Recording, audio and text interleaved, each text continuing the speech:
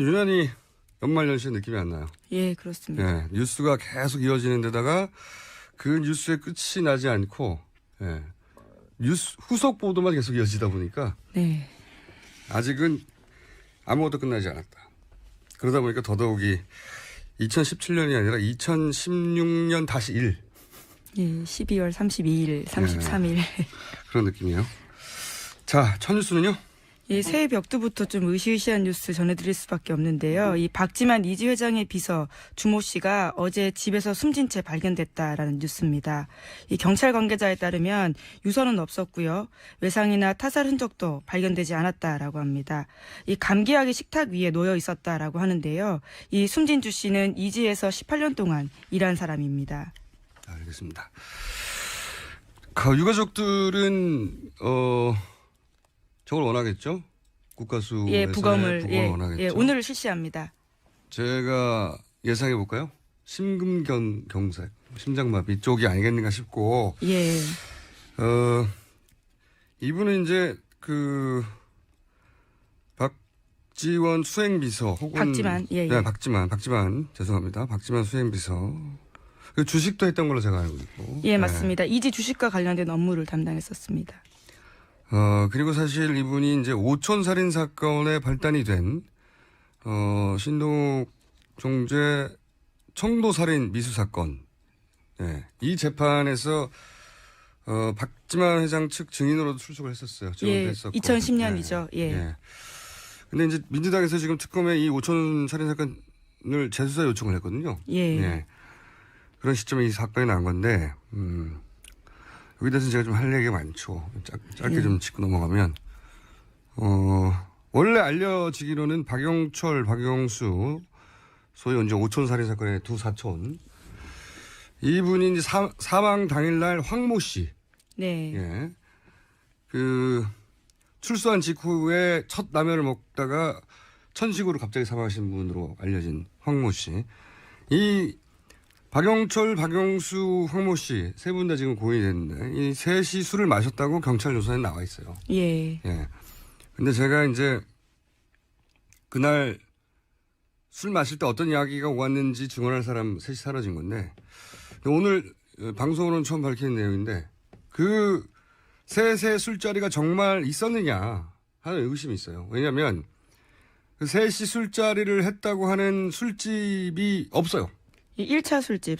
예. 네, 예. 없어요. 예. 네. 그 당시 경찰은 그 술집 어디서 마셨다고 했는데 굉장히 중요한 증인. 당시만 해도 황모 씨가 이제 생존했을 때고 셋이서 우리가 술을 마셨다고 어디서 마셨다고 했는데 그 술집이 실제로 존재하는지 확인 안 했어요. 예. 없어요. 예. 근데 만약에 어쨌든 그 술자리가 있었다라고 전제한다면 제 생각에는 그 셋의 술자리 이후의 시간인 것으로 추정이 되는데 박영철, 박영수 씨 사망한 오촌 그분들이 사망 당일날 박지만 회장을 만나 술을 마셨다고 하는 예, 제가 방송에 처음 하는 얘기입니다. 그런 주장이 있어요. 예, 주장. 제가 이제 주장이라고 하겠습니다. 왜냐하면 크로스 체크할 수가 없기 때문에 크로스 체크할 분들이 다 사망을 해가지고 예, 근데 주장이 있습니다. 이 내용은 이제 저도 주진우 기자도 그것이 알고 싶다. 배피도 알고 있는데 구체적인 장소, 시간까지 알고 있으나 다시 한번 말하자면 이건 주장입니다. 어제 사망한 후 발견된 네, 예. 주과장이라고 불렀죠. 이거는 예, 주과장. 예. 만약에 정말로 그날 그 박영철, 박영수 그리고 박지만 회장의 만남이 있었다면 그 만남을 알고 있었을 가능성이 상당히 높다. 라고 추정되는 분인데 경찰에서는 이제 비서실에 근무했을 뿐이다. 그리고 뭐 개인적으로는 밀착 수행하는 역할이 아니다. 그냥 사무실에 그냥 근무했던 분이다. 이렇게 얘기하는 거죠. 현재는 총무팀장이라고 밝힌 바 있습니다. 예. 근데 제가 알기로는 아니에요.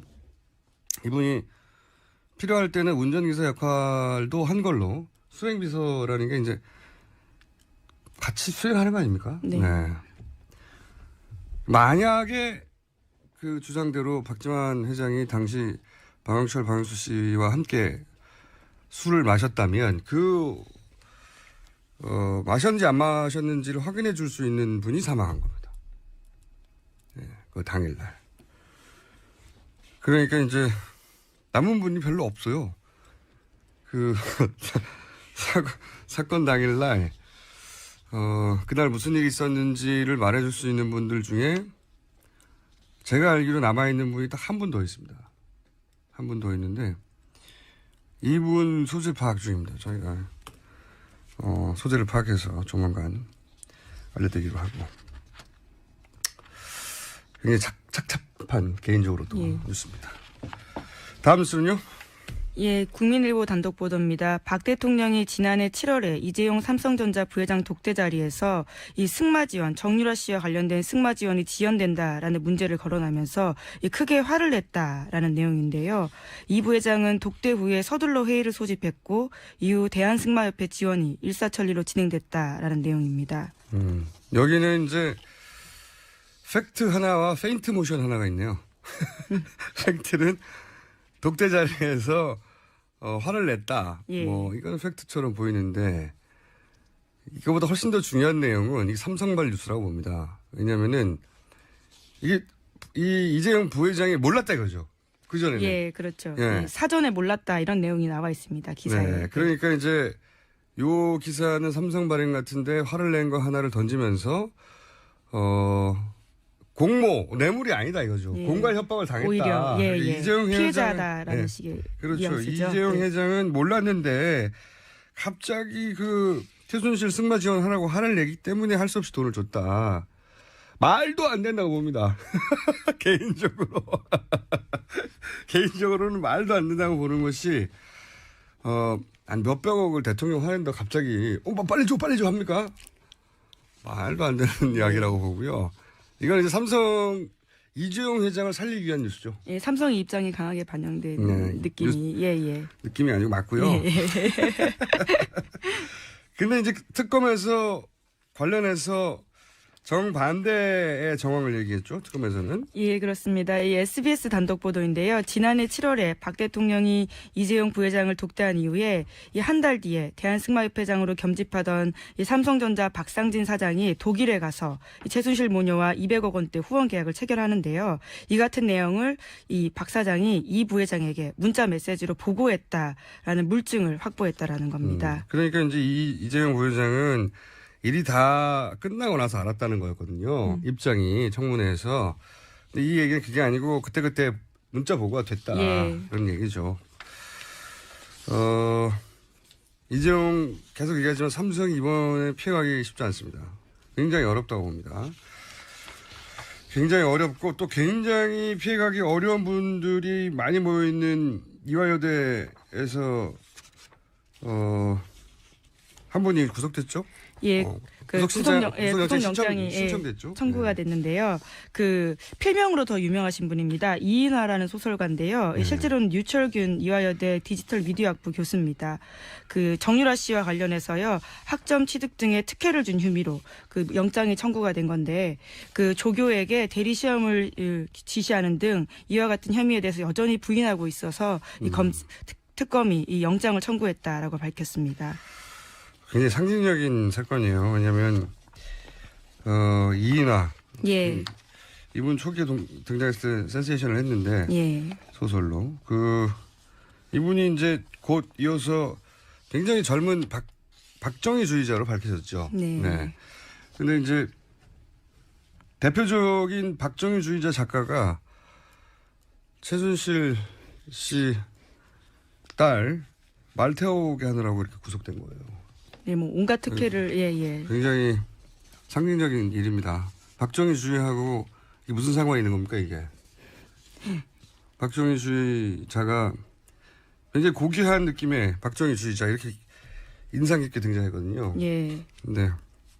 인간의 길이라는 장편 소설을 써서 네, 그걸로 이제 그리고 그렇게 교수도 됐는데 결국은 정유라 말 태워주느라고 이게 뭔가요 이게? 그리고 제가 이제 이대 교수님들 수사가 진행되면 그게 전혀 다른 세계가 펼쳐질 것이다 전망하지 않았습니까? 저는 이분 한 분으로 끝나지 않을 것이다. 예. 예, 그런 얘기를 제가 드리고 싶어요. 청문회 때 특히 그 부인하거나 위증 의혹이 있는 교수님들 있지 않습니까? 예, 뭐 김경숙 뭐 교수도 그렇고요. 그리고 뭐 최경희 총장도 그렇고. 네, 예. 개인적으로 제가 조언 드리는데 한시라도 빨리 사실대로 털어놓는 게 좋다. 그게 그나마 불구속 기소되는 방법이다. 네, 어설프게 둘러대면 즉시 피의자 전환돼서 유철균 교수님처럼 될 확률이 상당히 높다는 것을, 네, 교수님들이 알고 있는 세상하고 다른 세상이라니까요. 거기가 그렇게 넘어가지지 않아요. 참. 제가 그 조언 드리는 겁니다. 빨리빨리 인정하시는 게 훨씬 더 나아요. 그리고 이제 김경수 전 대학장 예. 그 핵심 인사가 아니겠는가. 예. 그 특혜 과정에서라고 의혹을 받는 분이죠. 예. 이분이 이제 최순실 씨에 대해서는 학부형으로 알았다. 예. 겨우 작년 9월인가 예. 그 정도에. 근데 전혀 다른 증언이 나왔어요. 네. 예, 그렇습니다. 이 박건영 K스포츠재단 과장의 증언인데요. 이 최순실 씨가 김경숙 전 이화여대 학장으로부터 K스포츠재단 인사 추천을 받았고 또 김 전 학장을 가리켜서 영혼이 굉장히 맑은 분, 제가 좋아하는 분이다. 이렇게 말했다는 증언이 나온 겁니다. 그러니까 학부형이 아니라 따로 만나서 재단 본부장 인사 추천도 받고 예. 서로 굉장히 친하고 그런 학부형하고 누가 이런 얘기를 합니까? 예. 마치 잘 모르는 학부형 정도라는 식으로 얘기를 했는데, 네. 단순히 학부모로 알고 지냈을 뿐이다. 이렇게. 예. 자, 이분도, 특검에 가서는, 전후 사정을 있는 그대로 말씀드리는 게 좋다. 예. 이게 전혀 다른 곳이다, 거기가. 예, 저도 취재 과정에서 김경숙 전 학장이 작년에 독일에 있던 최순실 씨에게까지 전화를 해서 좀 온갖 특혜를 좀 요구했던 정황에 대해서 들은 바가 있어가지고요. 아, 그래요? 예. 그 곁에서 그 전화를 들은 사람의 증언인데, 예, 김경숙 전 학장이 최순실 씨에게 직접 전화를 해서 뭐 이것도 요구하고 저것도 요구했더니 뭐 최순실 씨가 전화를 끊고 나서는 거기에 대해서 좀 안 좋은 이야기를 했다. 뭐 이런 이야기를 들었습니다. 그게 두리뭉실하게 얘기를 해요. 아니, 무슨 요청을 했답니까? 아니, 이게 지금 김은지 기자가 기자로서 처음으로 예. 단독에 가까운 얘기를 하고 있으니까 얘기해 보세요, 한번. 아, 예. 그 정황에 대해서는 자세하게 조금 더 계속 취재하고 있는 중인데요. 전화하는 걸 옆에서 분명히 받고 본인이. 그러니까 한마디로 얘기하면 예. 김경숙 전 학장이 예, 독일에 있는 최순실 씨에게까지. 예, 독일에 전화를 해가지고 예. 요구사항 이거 있다고 예. 그렇게 얘기했더니 최순실 씨가 그 전화를 받고 끊고 예. 나서 예. 뭐 이런 것까지 요구하냐고 예, 욕심도 예. 많아 예. 정도에 해당될 이야기를 했었다고 하는 이야기를 바로 들은 예. 아, 당사자의 증언을 확보한 바가 있어서요. 아직까지는 또 그렇군요. 계속 취재를 하고 있는 중입니다. 예. 그러니까 이렇게 단순히 학부모로 알고 지냈을 뿐이다라는 취지로 증언하셨는데 제 생각에는 빨리빨리 그 특혜 입학과 관련된 분들 빨리빨리 털어놓는 게 좋습니다. 어차피 다 무너지게 돼 있어요. 자, 아니면은 많은 분들이 수갑을 차게 됩니다. 제가 이게 협박을 하는 게 아니고요. 전혀 다른 세계라니까요. 지금 특검이 대상으로 하는 사건들 있지 않습니까? 삼성과 대통령의 사건이라든가 이런 사건, 오촌 살인 사건 예를 들면 한다면 그런 거에 비하면 이건 껌입니다. 껌. 특검에게는 여러분들이 다쳐요. 빨리빨리 다 털어놓으세요. 조언 드리는데. 자, 다음은요. 그리고 조윤선 장관도 예. 특검이 특혜에다가 청문회 예, 고발 요청을 했습니다. 고발 요청을 했다는 예, 얘기는 위증과 관련해서. 이분은 이제 조만간 그런 사진이 나올 확률이 높다는 겁니다. 푸른색 수위로. 그런 가능성이 높다는 거죠. 예. 뭐 잡았다는 거죠. 예. 예, 잡았다는 얘기죠. 자, 다음은요. 예, 이와 관련해서 박 대통령의 해명 비슷한 이 신년 삼성 기자회견이 얘기요? 있었는데요. 예. 삼성뿐만 아니라 뭐 최순실 씨와 관련된 수많은 의혹에 대해서 본인의 입장을 어제 좀 전달했습니다. 이 갑작스럽게 신년 기자 간담회를 열었는데 대신에 청와대 기자들을 대상으로 녹음도 안 되고 촬영도 안 된다라는 조건으로 한 40분여간 기자 간담회를 열었다라고 합니다. 녹음도 안 되고 촬영도 안 되고. 예. 예. 그럼 무슨 간담회입니까 그게. 수첩을 들고 기자들이 들어갔는데요. 예. 그래서 일부 기자들 같은 경우에는 이런 조건이 문제가 있다라고 해서 기자 간담회 들어가지 않은 경우도 있었다라고 합니다. 있습니다. 그렇군요. 예. 예, 직접 여론조를 하시는 거죠. 예, 뭐 지금 당장 3일부터 그러니까 내일부터 이 헌재에서 이 심리가 시작되기 때문에 본인의 입장을 적극적으로 내보내는 것으로 보이는데 박 대통령은 삼성 합병 지원 의혹과 관련해서는 저도 국민연금이 잘 대처하면 좋겠다라는 생각을 갖고 있었고 여기를 도와주라, 이 회사를 도와주라고 지시한 적은 분명히 없다. 또 누구라고 특정하진 않았지만 완전히 엮은 거다라면서 누구를 봐줄 생각 이런 것은 손톱만큼도 제 머릿속에 아예 없었다 이렇게 밝힌 바가 있습니다. 그러니까 저도 지금 기사를 들고 보고 있는데 헤지펀드 공격을 받아서 우리나라 대표 기업 삼성이죠. 삼성의 합병이 무산되면 경제적으로 큰 손해다. 그래서 이제 관심을 가졌다 이런 얘기인 거죠. 예, 그렇습니다. 삼성 그래서 국민연금도 잘 대처했으면 좋겠다 이런 생각을 가졌고 이게 이제 정확히 삼성의 논리죠. 네, 그렇습니다. 네, 헤지펀드가 공격을 해서 이제 국익이 유출된다, 국익이 손실된다. 네. 근데 이제 이 이야기를 하면 기자들이 질문을 다시 했어야 돼요. 그 헤지펀드가 어디냐? 기억이 안 나셨을 거라고 보고 그리고 어떤 공격을 했냐? 네. 왜냐하면은 당시 상황은 물론 헤지펀드가 약탈적인 펀드이긴 한데 당시 상황은 삼성물산의 주주로서 엘리엇이 네. 삼성물산 주식이 헐값으로 인수합병이 되니까 그러면 안 된다고 반응한 거거든요. 이거는 주주로서는 정선적인 반응이에요. 그리고 이게 공격이 아니라 방어죠. 예. 자기 재산권을 보호하려고 하는 공격이 아니에요.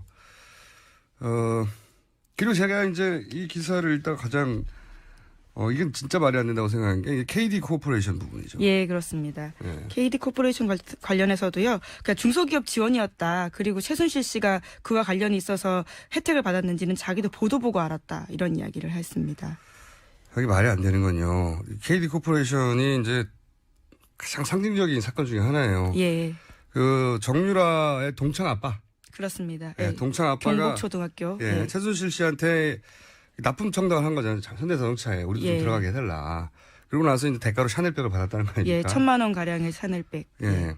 그러면서 이제 근데 대통령이 실력이 있으면 기회를 얻을 수 있지 않겠냐.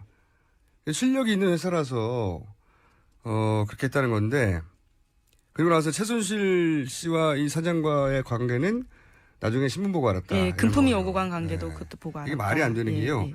그 회사가 실력인지 어떻게 합니까 대통령이. 원동기 흡착기인데 원동기 흡착 기술에서 뭘 합니까 이게.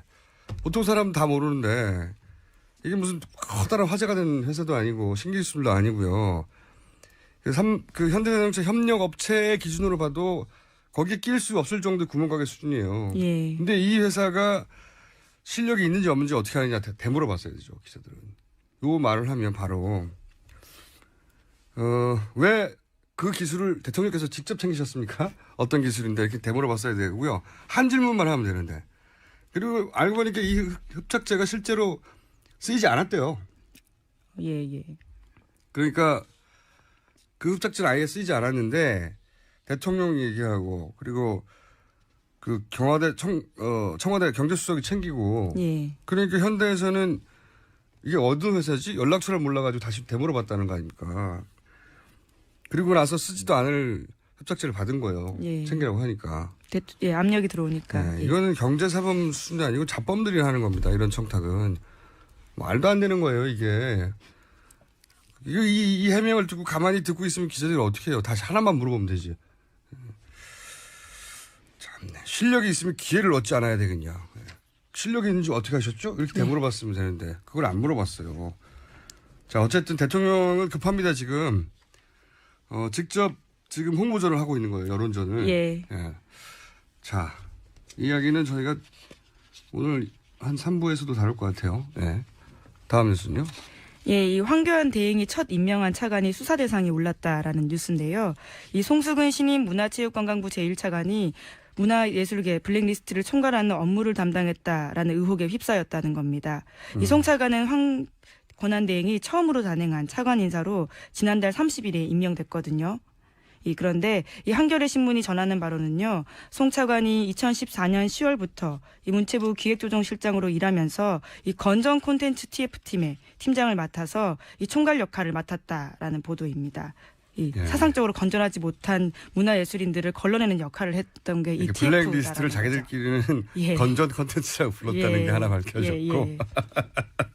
그리고 더 웃긴 것은 이 최순실 국정농단 발생하자 이제 전담 TF를 만들었거든요. 예. 그 문체부 내에서 혹시 그런 국정농단이 없는지 찾아보라고 예. 했더니 이분들이 거꾸로 증거를 다 인멸했어요. 그렇습니다.